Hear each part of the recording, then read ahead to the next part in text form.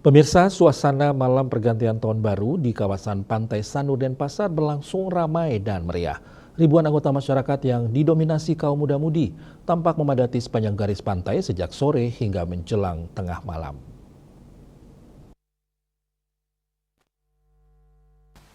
Warga datang bersama teman, keluarga, maupun komunitas untuk menyambut datangnya tahun yang baru.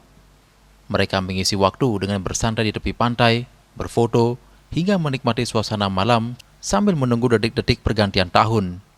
Puncak keramaian terjadi tepat saat jarum jam menunjukkan pukul 00.00 WITA. Langit Pantai Sanur dihiasi pesta kembang api yang memukau, disambut sorak-sorai dan antusiasme pengunjung. Cahaya warna-warni kembang api menambah semarak suasana dan menjadi daya tarik utama perayaan malam pergantian tahun baru. Aparat keamanan bersama pecalang dan petugas terkait tampak bersiaga di sejumlah titik untuk menjaga ketertiban dan keamanan selama perayaan berlangsung.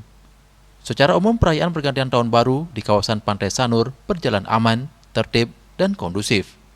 Masyarakat berharap di tahun 2026 dapat membawa harapan baru dan semangat positif bagi kehidupan lebih baik ke depannya. Aja Pak, sehat. Selain itu, banyak rezeki gitu aja. Kan kesehatan dan biar gak ada bencana lagi gitu aja. Yana, Bali TV.